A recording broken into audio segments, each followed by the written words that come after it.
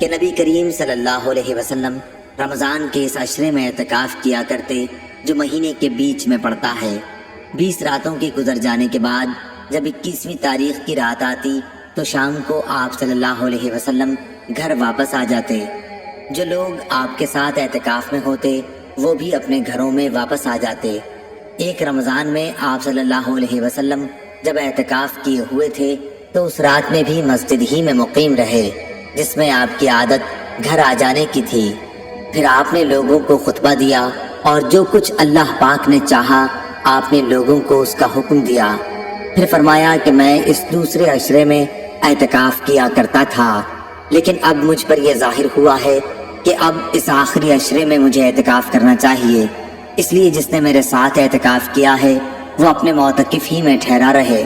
اور مجھے یہ رات شب قدر دکھائی گئی لیکن پھر بھلوا دی گئی، اس لیے تم لوگ اسے آخری عشرے کی طاقراتوں میں تلاش کرو۔ میں نے خواب میں اپنے کو دیکھا کہ اس رات کیچڑ میں سجدہ کر رہا ہوں، پھر اس رات آسمان پر ابر ہوا اور بارش برسی۔ نبی کریم صلی اللہ علیہ وسلم کے نماز پڑھنے کی جگہ چھت سے پانی ٹپکنے لگا۔ یہ 21ویں کی رات کا ذکر ہے۔ میں نے خود اپنی آنکھوں سے دیکھا کہ آپ صلی اللہ علیہ وسلم صبح کی نماز کے بعد واپس ہو رہے تھے اور آپ کے چہرے مبارک پر کیچڑ لگی ہوئی تھی۔